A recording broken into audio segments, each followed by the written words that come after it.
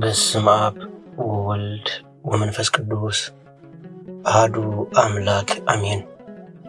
ንዓለማት ብፍቕሪ ዝምግብ ጥንቲ ዝነበረ አልፋ ዓለም ሕሊፉ ዝነብር ኦሜጋ መጀመርታን መወዳእታን ዘይብሉ ናይ አቦታትና አምላኽ ናይ ሰራዊት ጌታ ስለትኽንገር ዘይክእል ምሕረቱ ስለትኽንገር ዘይክእል ፍቕሩን ርህራሄኡን ክብርን ምስጋናን አምልኾን ውዳሴን ስግደትን ንዑ ንበይኑ ይግባእ።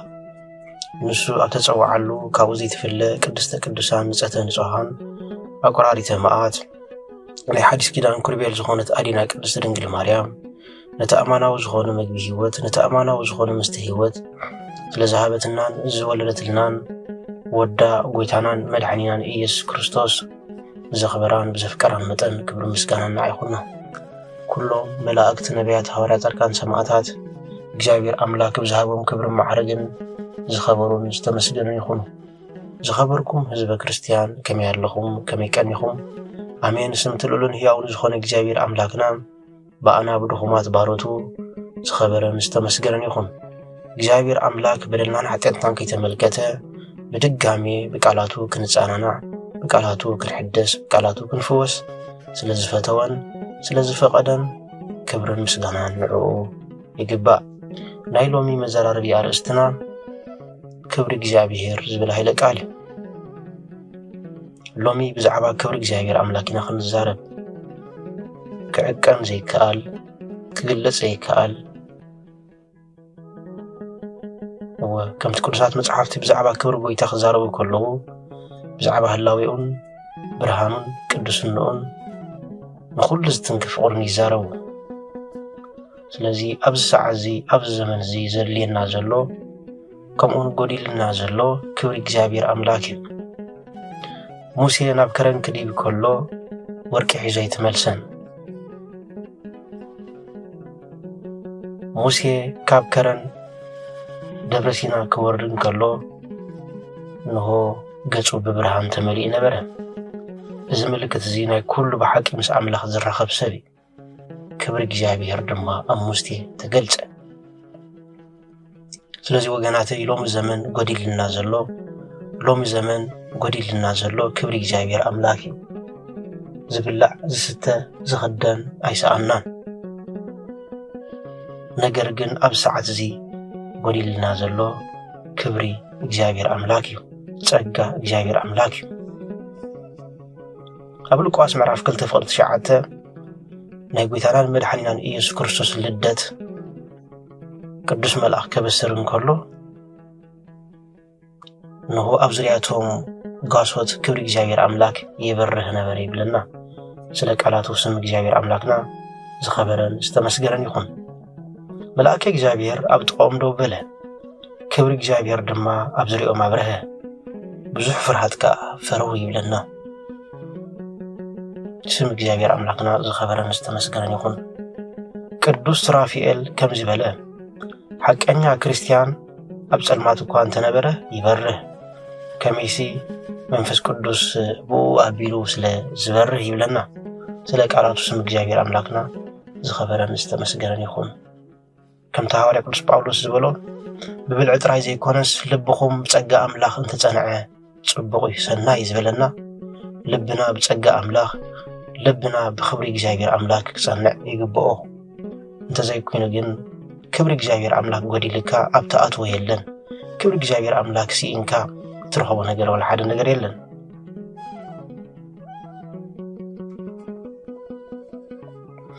ኣብ ሰዓት እዚ ዓለም ጠመየቶ ነገር እንተሃልዩ ኣብ ሰዓት እዚ ዓለም ዝሰኣነቶ ነገር እንተሃልዩ ክብሪ እግዚአብሔር እዩ። ክብሪ እግዚአብሔር ማለት ዝና ኣይኮነን። ክብሪ እግዚአብሔር ማለት ሰዓብቲ ምብዛሕ ኣይኮነን። ንልቢ ዝልውጥ ክብሪ አምላኽ እዩ። ወገናቲ ሎሚ ንዓለም ረኣይዋ ክንዲ ዝኣክል ጫውጫውታ፣ ክንዲ ዝኣክል ትዕቢት፣ ክንዲ ዝኣክል ባዶነት ዝገርም እዩ። ሰባት ደድሕሪ ክብሪ ሰብ ይጎዩ።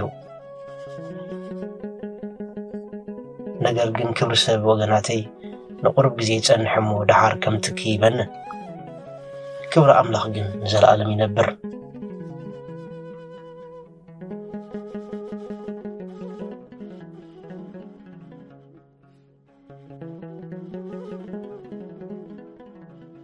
ኣምላክ ዘለዓለማዊ ክብሩ ኣብ ውሽጥና ክነብር ፍቓድ እዩ። ክብሩ ኣይሓድገለናን እዩ።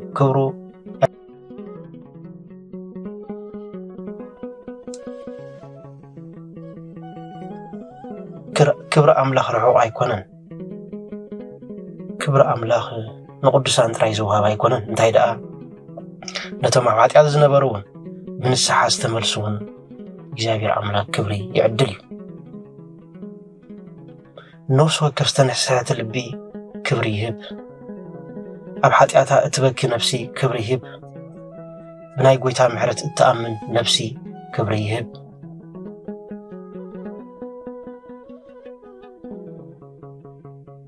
ስለዚ ሰማያት ምስ ተኸፍተ መታን ክብሪ ኣምላኽ ኣብ ልብና ክወርድ ንኽብሪ እግዚኣብሔር ኣምላክ እንኽብርን ንኽብሪ እግዚኣብሔር ኣምላክ እንፈቱን ነፍቅርን ክንከውን ይግባአና።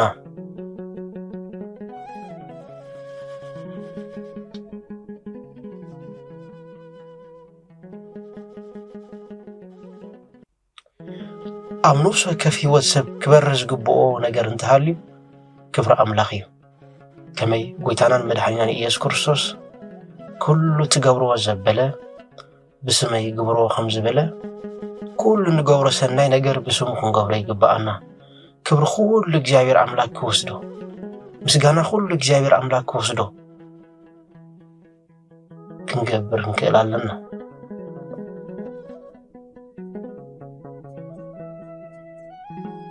ክብሪ እግዚኣብሔር ኣምላክ እንተሃሊና ልብና ብሓዊ ወይ ከዓ ብእሳት መንፈስ ቅዱስ ይቃፀል። ኩሉ ግዜ ድማ ንኽብሪ እግዚኣብሔር ኣምላክ ንጎይ፣ እግዚኣብሔር ኣምላክ ዝሕጎሰሉ መገዲ ንናዲ፣ እግዚኣብሔር ኣምላክ ዝኸብረሉ ቦታ ንናዲ፣ እግዚኣብሔር ኣምላክ ዝኸብረሉ ዕላማ ንምድብ ንውጥን። ስለዚ ሎሚ ጎዲልና ዘሎ ኣሕዋተይ ክብሪ እግዚኣብሔር ኣምላኽ እዩ።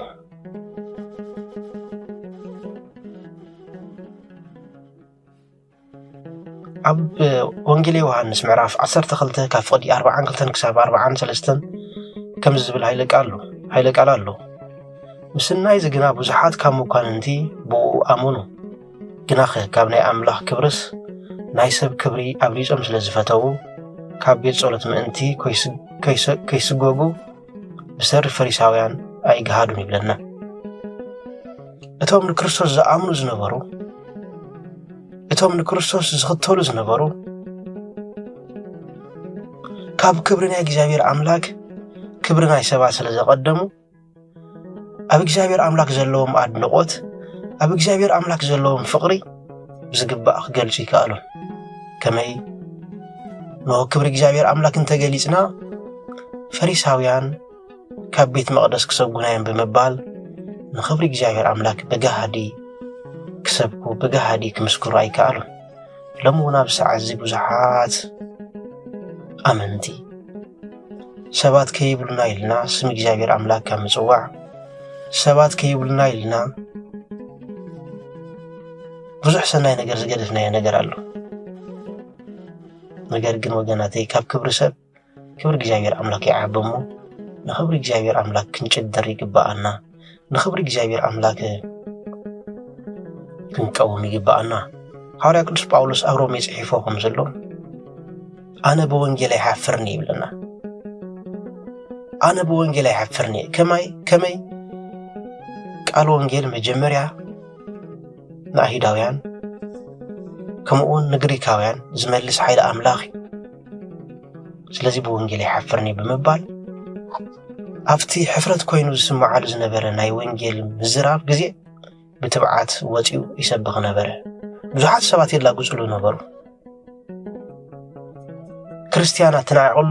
ክርስትና ተናዒቑሉ ዝነበረ ግዜ ብድድ ኢሉ ሐዋርያ ቅዱስ ጳውሎስ ኣብ ማእኸል ብዙሓት ሽማምንቲ ይሰብኽ ነበረ። ስለዚ ብኽብሪ ኣምላክ ክንሓፍር ይግባአናን። ብኽብሪ እግዚኣብሔር ኣምላክ ርእስና ክንድልና ይግባአናን።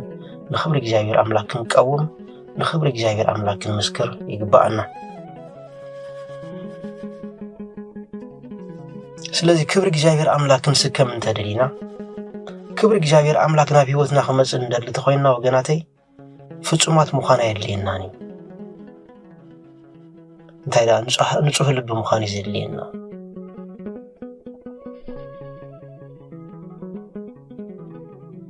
بلحي كونن زحاتت وجنات انتهي دا نسعي زحاتت كبر እግዚአብሔር አምላክ አብ ህይወትና ከነበር እንደልት ሆይና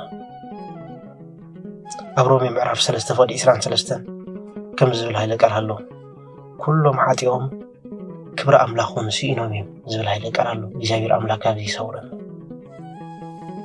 ኣብዚ ሰዓት እዚ ኩሉ ኃጢኡ ክብር አምላኹን ዝሰአነሉ ሰዓት ኢና ዘለና ስለዚህ ካብዝ ትንቢት እዚ ክንወፅእ መታን بتحوت لبنا بنسحة بقنع لبي ناوي እግዚአብሔር አምላክ እንቀርብ ይባአና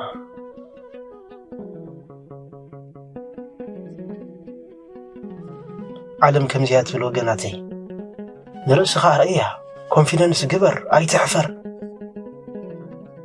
ገዛ ርእስኻ ብኮንፊደንስ ኣብ ዓለም ተመላለስ እያ ትብል ዓለም ክርስቶስ አምላክ ግን ከምዚ ይብለና ክብረይ ኣባኻትኩም ይርአ كبري أباخاتكم يقلت أتي أبقر مسابز إمانني أبقر مي سمايا وابويك إماني يبلنا أبقر مي آلاف ملا أختي أي كعفروني يبلنا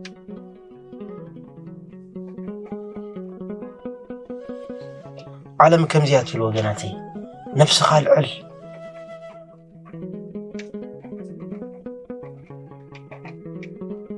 أملاك إنكم زي زبل تحت بل نا أملاك كاس قدم وشوع سميات كخفت الكايز بالوجناتي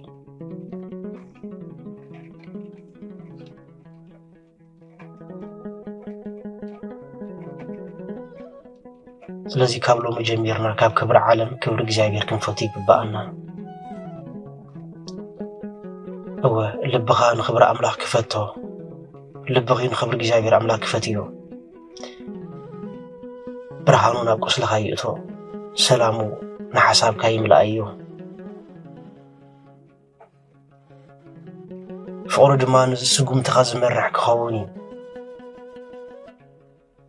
مخنياتو كبر እግዚአብሔር أملاك أو حد سبك أتون كله حركان لوهات يخون فرحي تبعات يخون سلمات برهان يخون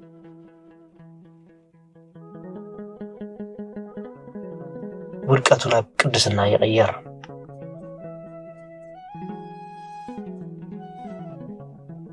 ስለዚህ ወገናት ይሎሙ ጎዲልና ዘሎ ክብር አምላክ ይሙና ክብር አምላክ ንመለስ ይግባአና ና ምሕረት አምላክ ንመለስ ይግባአና ብዙ ሕሰብ እንነብር ዘዓለም እዚኣ ከም ክብሪ ገይሩ ዝሓዘ ሰብ ኣሎ ኣብ ቅድሚ ሰባት ወፂኡ ስለዝደረፈ ኣብ ቅድሚ ሰባት ወፂኡ ስለዝተዛረበ زخبره خوين السموع سبالو بزحات ساعات سلازلو بزحات تختلت سلازلو زخبره خوين السموع سبالو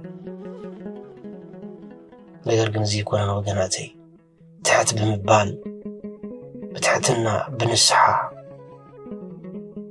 ክብር እግዚአብሔር አምላክ እንገልጽ ይግባአና ከም ተቀዲምና ዝበልናዮ ሙሴ 40 መዓልትን 40 ሌሊትን ኣብ ገዳም أبتي عابز خونه بريخ خونه إمباسينا خطأو من كله ورك حزي كونن استملسه انتهي دا كبر أملاك حزي استملسه نهوجسو ببرهانين صبارق نبره أعينتو ببرهانين صبارق نبره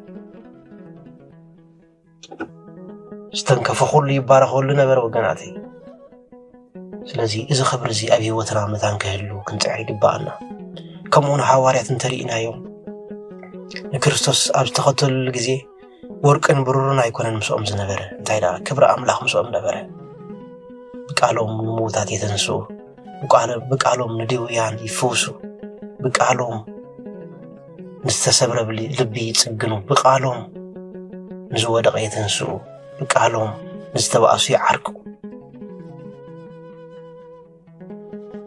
ስለዚህ ወገናቴ ክብር አምላክ ኣብ ዙርያና ምህላውን ዘይምህላውን كنراقص يግባአና እግዚአብሔር አምላክ አመላ ህይወትናን ዘመንናን ክኸብር ይግባኦ ክነግስ ይግባኦ እንተ ዘይኮይነ ግን ክብር ዘዓለም እዚኣ ኣብ ላዕሊ ሰቂሉን ማዓሙቕ ዝእትይሙ ብክብሪ ዘዓለም እዚኣ ክንዘናጋዕ ይብልናን ካብ ኩሉ ክብሪ ናይ እግዚኣብሔር ኣምላክ ክብሪ ይበልጽ እሞ ንኽብሪ እግዚኣብሔር ኣምላክ ክንቀውም ንኽብሪ እግዚኣብሔር ኣምላክ ብቅድስና ክንመላለስ ናቱ ቅዱስ ፈቃዲ ይኹነልና። ዝነበረና ግዜ ባሪኹን ቀዲሱን ስለ ዝሃበና ክብርን ምስጋናን ኣምልኾን ውዳሴን ስግደትን ንዕኡ ንበይኑ ይግባእ። ወስብሐት ለእግዚአብሔር።